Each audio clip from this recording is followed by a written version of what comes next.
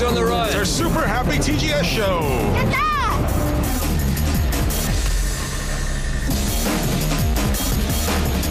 Hi, we've been going to conventions all damn year long, and I think this is the last one of 2009, so we thought it'd be a pretty cool thing to kind of do a little wrap-up show, talk about TGS, some of the stuff that we've seen here. And obviously, there's going to be a lot of things that we discussed that we've seen before, but we get a new, fresh look at some of this stuff.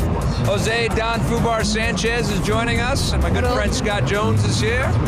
And we are going to start talking about the Xbox 360. What do you guys think of the presents here? Well, I know we've spent a lot of time in comic book shops this week and in game stores. Yeah. I'm surprised at how much shelf space the 360 takes up now. Yeah. Because a few years ago, you would be hard-pressed to find any 360s here, any Microsoft presence at all. And you come here to the show floor, and you see the gigantic Microsoft booth over there. I don't remember it being this big last year at all. Microsoft really takes this show seriously. They put on press events.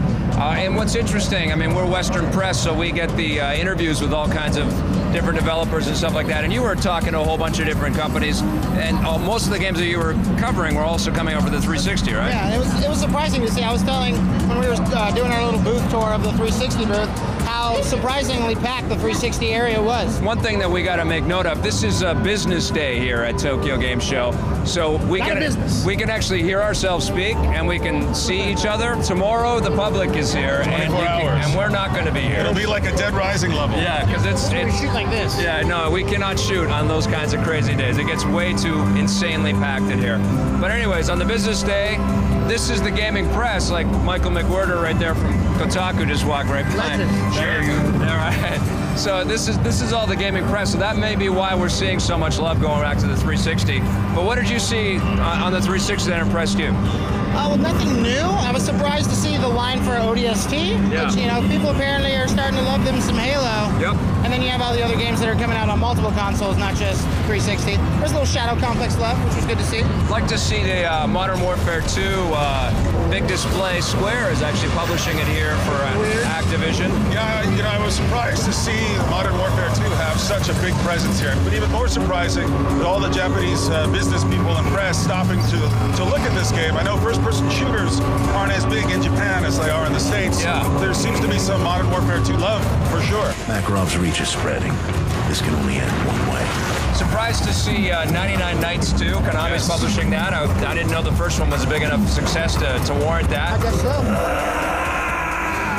Samurai Spirits 3D. I'm a huge Samurai Showdown fan. So looking forward to playing that. A lot of Warriors games, your Dynasties, your Samurais, all Warriors, all fighting on the 360. Well, you know, I'm not a big RPG fan, but it's impossible to go near the Square Enix booth and not want to play Final Fantasy 13. Totally. Racing games always play a huge part of the Japanese trade shows. You see them everywhere, but the two big ones are Gran Turismo behind us, but there's Forza 3. They have the 3 different screen setups, so like 4 different kiosks, so it's like 90 screens for like 4 versions of the game. Dirt 2 is on display here. There's a lot of stuff that we're already playing or we've already reviewed on the show that's just coming to Japan. Winning 11 2010 is available and playable right here on the show floor. Always got a crowd around that. One game that I played and finished from Capcom is Lost Planet. I was never knocked out by it. I'm shocked that there's a sequel. Yeah. I'm also shocked at how incredible it looks. Lost Planet 2 looks insane, man. Huge crowds around every Lost Planet kiosk here. One of the strange things about coming to TGS is you don't see Activision here. You don't see EA here. What you see is companies that are niche companies in the States like Koei, like Tecmo. They have huge booths here. Capcom's booth, huge. Square Enix. Absolutely. Actually, a Square Enix game that really surprised me. Front Mission. Very impressed. Yeah, I love my John Robots. I can't wait to play that. I also have to say that I think that the Microsoft booth, the 360 has the cutest booth girls. Definitely. Their little hats. I concur. Every They have hour the little low-cut shirts. They do a little dance. I mean, I got video footage of me breakdancing with one of them. Nice. We kind of had a breakdance battle. She won, but it's cool. One of my favorites I'm looking forward to is Bayonetta from Sega. Yeah. This game just looks better and better every time I see it. Feel better now? I'm surprised at how just together Microsoft seems this year. I think there's a little bit more love being shown to the PlayStation 3. Absolutely. And we're going to talk about that when we come back. So don't go away. PlayStation 3 right after this.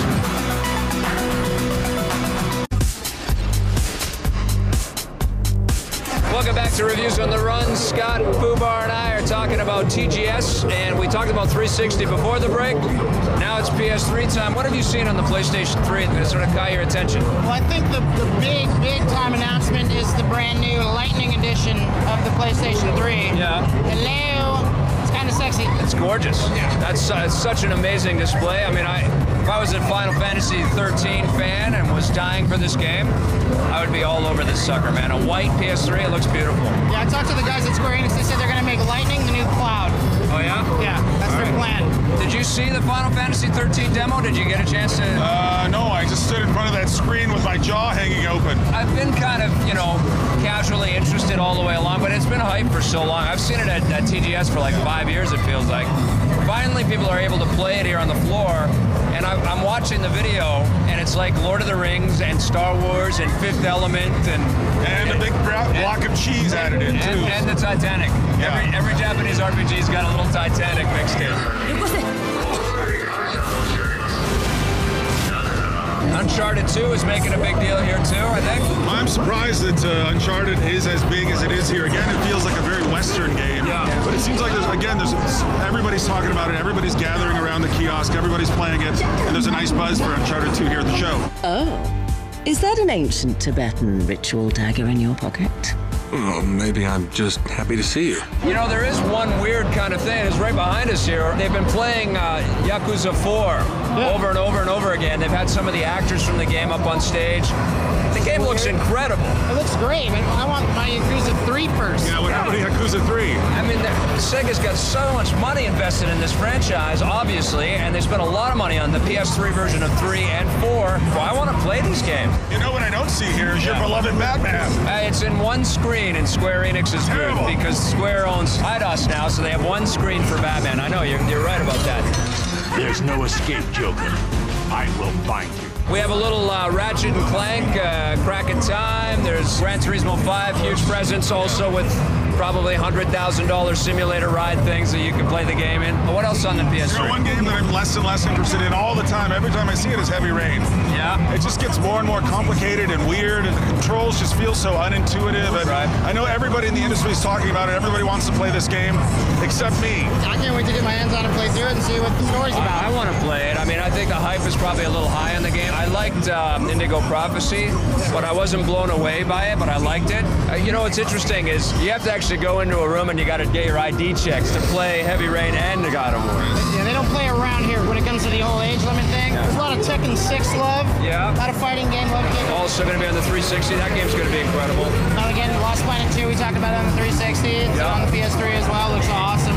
I remember during our E3 wrap-up show, we talked a little bit about The Last Guardians. They showed an incredible demo that made me want to go home and pet my cats and tell them that I love them. Yeah. And they're showing the same demo here. It's not playable. They give you a little bit more gameplay in this. A little bit more gameplay. Yeah. But this is absolutely one of the most stunning games I've ever seen in my life. And you can see the crowd that stands out in front of the screen when it's fill up right here. The thing is, my criteria for when I review games, and I know we joke around and we're silly a lot, but I'm very serious. I love video games. Yeah. And I'm pretty good at them. But it's always a question of when I'm playing something, am I feeling something? And just by looking at this gameplay trailer for this game, I am moved already. I feel like I tear up a little bit. You interviewed some people for Electric Playground on End of Eternity. What's it going to be called in America? It's going to be called Resonance of Fate here in the States. I like End of Eternity better. So, well, that's what I said. They should just call End of Eternity Resonance of Fate. Yeah. And I would be a satisfied customer. Just another RPG, but it's focused around gunplay instead of swordplay. Yeah, it looks good. And obviously 3 big games for both 360 and PS3 are Avatar and Assassin's Creed 2 and Splinter Cell Conviction. All 3 big presence in Sony's booth, 360's booth, and at Ubisoft's booth. And, obviously one of the big selling points for Avatar in the theaters and on home screens is that'll be 3D. Sony's actually showing off the Wipeout 3D. Did you get a chance to play it? I didn't get a chance to play it. I got to look at it, though, and it was wow. You couple that with Natal or the Sony camera and Leave the house. I mean, you're going to be looking around objects. The girls in the PlayStation booth, not quite as sexy as Xbox. So I give the girls a 4 out of 10. We're not scoring the girls, guys. Yes, we are. Speaking of motion control, no Nintendo here yet again. Yeah, I know. Well, we're going to talk about Nintendo when we come back from the break, and also take a look at, because there are some Nintendo games here, but also take a look at the DS and the PSP stuff as well. So don't go away. We'll be right back.